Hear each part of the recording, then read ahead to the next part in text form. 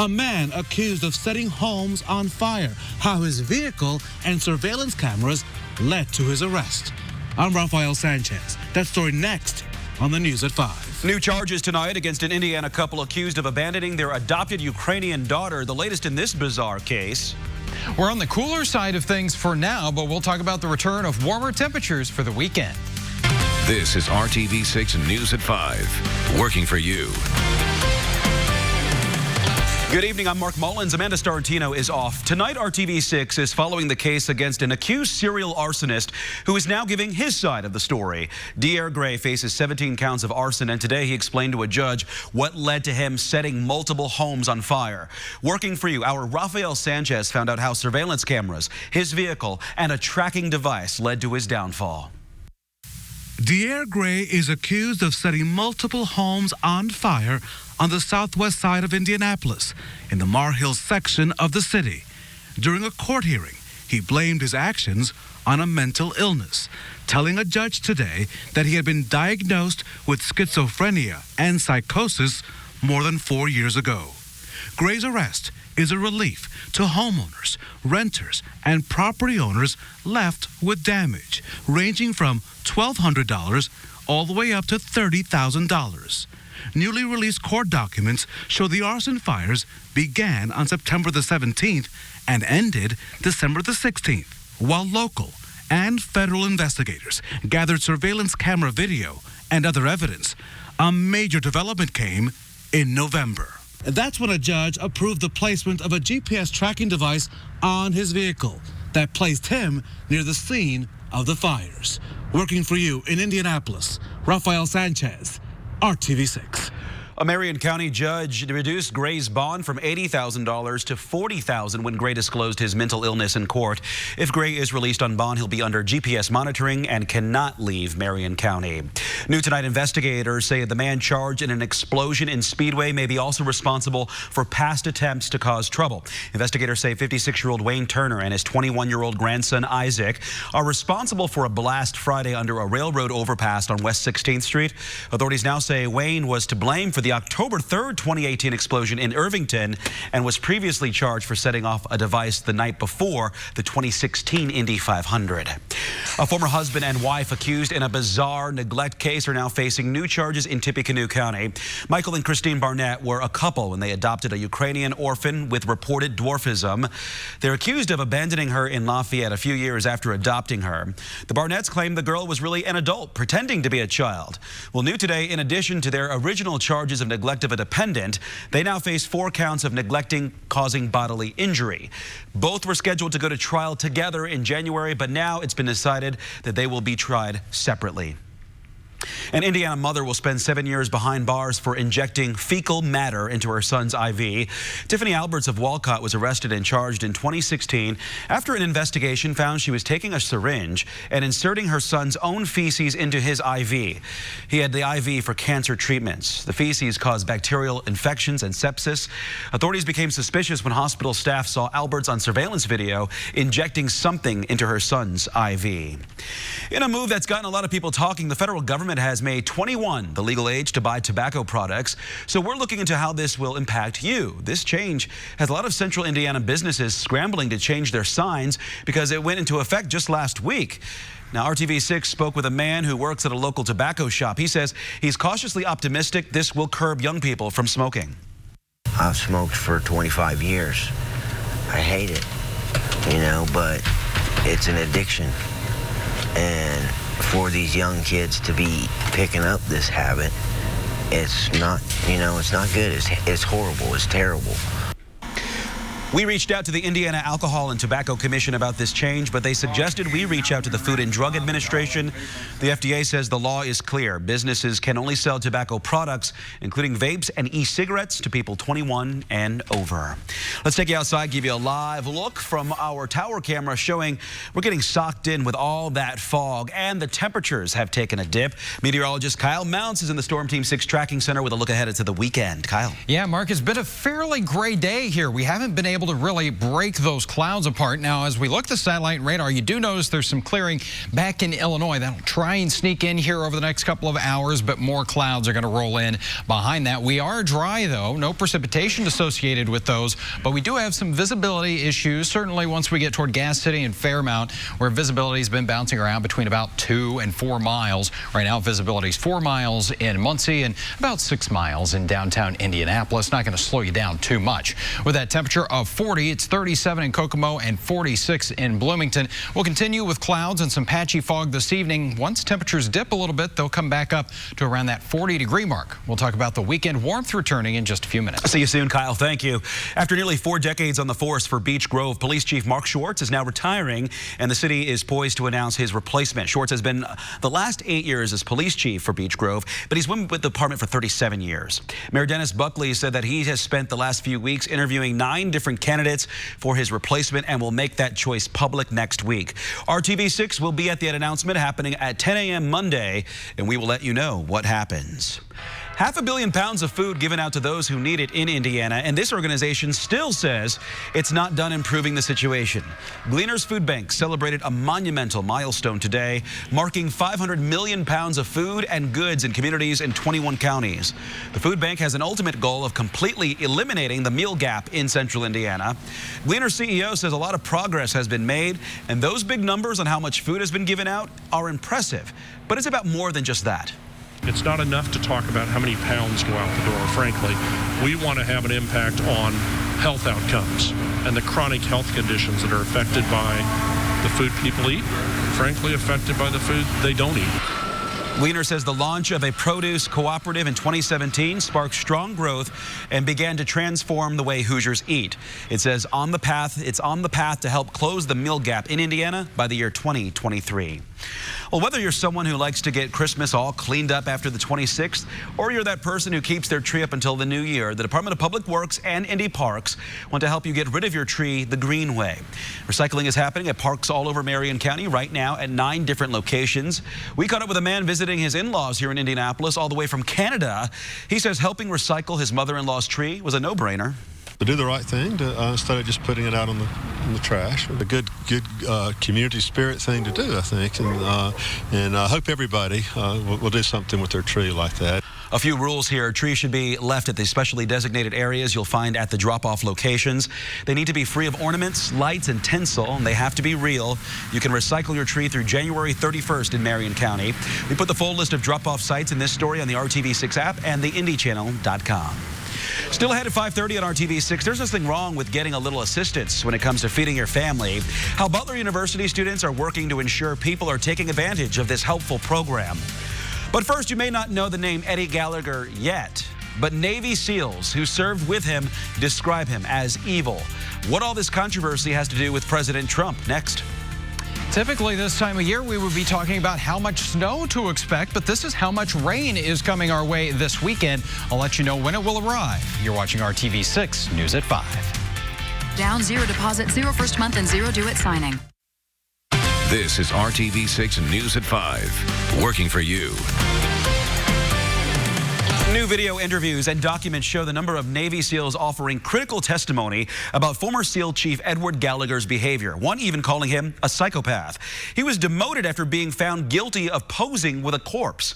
Gallagher's case gained national attention after President Trump intervened, restoring his rank. ABC's Inez de la Cotera has the story. This guy's freaking evil, man. Evil, toxic, crazy. Just some of the words used by the SEALs of Alpha Platoon SEAL Team 7 in never-before-seen video acquired exclusively by The Weekly.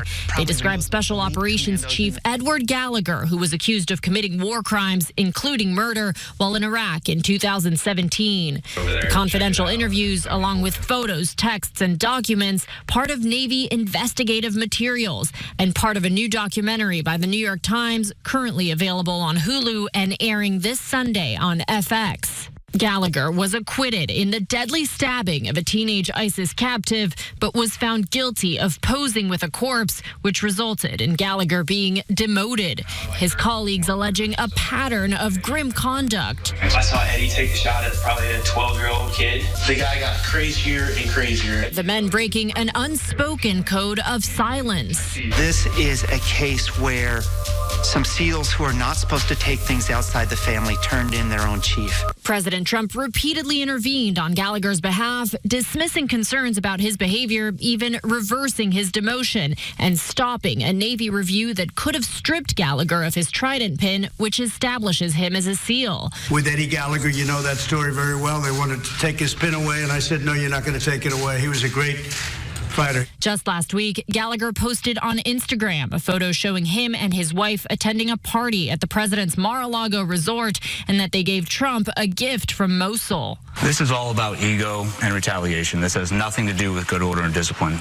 Gallagher's attorney, Tim Parlatore, is downplaying the videos and texts obtained by the Times, telling ABC News the interviews with Gallagher's fellow SEALs were, quote, all over the map and extremely helpful to Gallagher's defense during the trial. Inez de la Quatera, ABC News, Washington. Well, mountains of snow, and this is definitely not how you picture Southern California this time or any time of year. But Los Angeles County is digging out today after a major snowstorm shut down freeways and left people scrambling. LA was not hit, but up further in the mountains, many drivers had to sleep in their car overnight because they were stuck. This is already the second big storm of the season for the region. A snowstorm on Thanksgiving also dropped nearly 4 feet of snow on the Southern California mountains. And around here, we're enjoying mild temperatures, which is not typical for us this time of year. Yeah, they've been kind of stuck in the colder side of things, and we've been enjoying some mild temperatures, and it's going to get warmer here again as we go into the upcoming weekend. Today, temperatures taking a little bit of a dip out there and not helped out by being locked into the clouds. You can see that gray view as we're overlooking the lights at the Brickyard there. Still have just over a week to check out the light display. We've got 40 degrees right now in downtown, 37 for you in Kokomo, and 46 in the Bloomington area. And temperatures as we go through the next several hours here will initially drop off into the middle and upper 30s, but then overnight tonight will start to warm up a little bit more and hold right around that 40-degree mark. But again, we're going to have some areas of fog as we go into your Saturday morning. Temperature down to 35 in Danville, 38 in Greenwood, and notice a little bit warmer around Bloomington,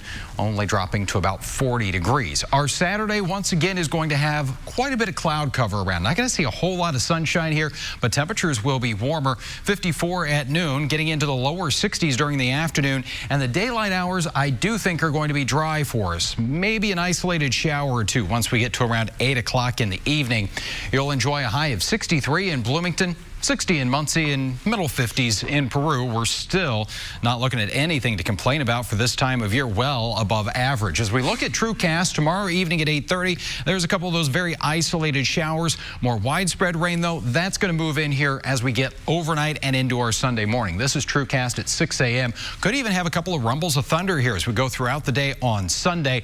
And you notice another wave of rain moving in here towards Sunday evening before this system starts to pull away to the east and northeast as we get into the overnight hours of Sunday and early on Monday. Right now, models kind of honing in on between about 1 inch and 2 inches of rainfall across the area here as we go through the weekend. Again, most of that will fall going overnight Saturday and then into Sunday evening. Behind that, brief cool down, and it will come with some gusty winds around 30 to 40 miles per hour both Monday and Tuesday. Let's look at how that will drive down the temperatures in your 7-day planning forecast. We'll go from those highs that we'll enjoy in the 60s over the weekend to 43 on Monday, and Tuesday 37. So that's about average, but it's certainly going to feel cold compared to where we've been. As we get into New Year's Day, though, we start to rebound a little bit. 44 degrees with some sunshine, chance of some showers as we go toward the end of next week, and highs back in the 50s.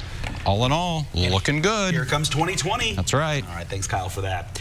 As you start your holiday returns, we are noticing this year even more generous stores have begun tightening their return policies. Consumer reporter John Mattery shows us some of the best and worst retailers for returns so you don't waste your money. The weeks of shopping are over. Now it's time to enjoy those holiday gifts. But what if you don't want one or two? Well, then you need to know which stores you'll need to rush to bring them back. Stores used to give us months, even a year, to return holiday gifts. Not anymore. ConsumerWorld.org says for the 2019 holiday season, a number of major stores have tightened the screws. Among them, Best Buy. January 14th is the return deadline for most holiday purchases. Walmart, TVs must be returned within 30 days, not 90 anymore. The Apple Store, just 14 days. Target, 30 days for electronics, 15 days for Apple items. And Macy's, 90 days instead of 6 months. And from the Doesn't That Stink file, the disappearing lifetime return policy. LL Bean used to replace boots and backpacks forever, but that changed last year, which could have you saying, doesn't that stink? If your boot split after a few years, even Nordstrom, which used to take anything back without a receipt, is now limiting returns to prevent customers from borrowing dresses and then returning them. Sure, no need to rush out the first couple of days after Christmas when return lines are longest, but don't wait much longer than January 8th just to be safe so you don't waste your money.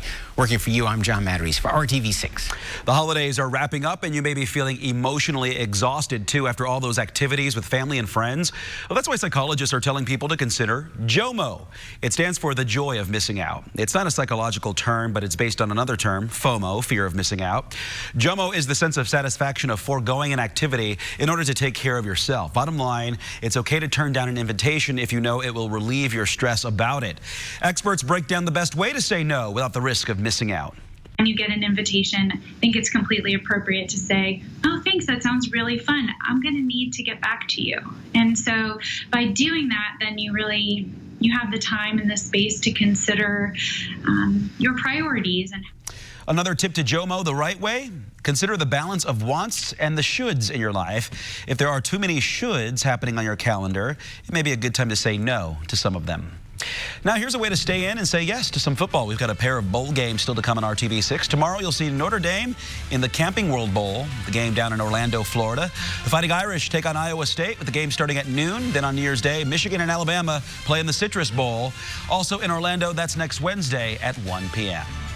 Coming up on RTV6, putting a whole new spin on the phrase fat cat. How this chubby feline's quest has gone viral and why her story is helping teach better health to us all. Days from 4:30 to 7. Well, happy Kwanzaa. It's the second day of the celebration of African-American culture, focusing on family and community. Each day of Kwanzaa is dedicated to 7 principles: unity, self-determination, collective responsibility, cooperative economics, purpose, creativity, and faith. Today focuses on self-determination. Kwanzaa was created in 1966 by a Pan-African Studies professor at California State University. It's a lesson in health for all of us. Just like humans, pets can struggle with their weight. More than half of cats and dogs in the United States are overweight or obese. Our Bo Evans introduces us to one cat bringing awareness to the issue of both human and pet obesity. This cat has a weight problem. She's uncomfortable. She has to lay down. She plays for, 5-10 minutes if you're in a good spot, and then she's like, I gotta lay down. She weighs almost twice as much as a healthy cat should, and it's made her famous. This is Cinderblock. And just a few months ago, she went viral for something a lot of humans can relate to: refusing to exercise. I think it's gone straight to her head, honestly, yeah. I mean, she demands like 5 times more brushing than she used to. Yeah, it's wild. Jason Collins is a vet tech who was working with Cinder in the video. He had no idea it would go viral. It was like my wife that night was like, oh, it's got like 7,000 views already. And the video now has over 3.2 million views. A fat cat might be fun to cuddle, but the reality is being overweight is hard for animals. Right, Cinder. Rita Kifney, Cinder's vet, knows that all too well. It certainly leads to pain, contributes to arthritis, decreased lung capacity, promotes diabetes, some liver diseases, pancreatitis, inflammation throughout the body. It can lead to a lot of issues, just like it does for humans. Upwards of 60% of cats and 56% of dogs are either considered to be overweight or obese. So I would say that, yeah, that's becoming a bit of an issue. Andrea Cluley is in charge of training at Trupanion, a company that provides medical insurance for hundreds of thousands of pets across the country. She says weight gain can really sneak up on pet owners. you may not notice the incremental increase in weight gain. And so it may just be a really slow progression over time that you just don't notice until all of a sudden you may look down one day and you're like, holy cow, how did that happen? And just like humans, it's easier to pack on the pounds than lose them. It's going to take her a year or more to reach her goal weight. I'm just doing the facts. Jan Province knows it's going to take a while. She works at the reception desk at North Shore Veterinary Hospital. Jan and Cinder will be roommates once the feline is back down to her fighting weight. Until then, Jan will have to read Cinder the fan mail she receives at the hospital. Dear Cinder, we love you, and we are so proud of you. Keep up the good work. Lovingly, Finley Jack and his human Denise. In Bellingham, Washington, I'm Bo Evans reporting. You do it, Cinder. You got this. We believe in you, Cinder. Ahead at 6 p.m. here on RTV6. A new invention can prevent you from losing your ID cards, and it's the brainchild of a central Indiana woman. See how it works and how it's creating jobs now. And up next on the Now Indy, debt is a constant issue for many people, but this family cleared it. How they were able to get rid of more than $100,000 in debt. Next at 5:30. And it's not too bad out there right now, but we are socked in by the fog as we get a live look from our tower camera downtown looking north. Storm Team 6's Kyle Mounts will rejoin us at 5:30 to give you an idea of the rain timing that's coming for Saturday. You're watching RTV6 News.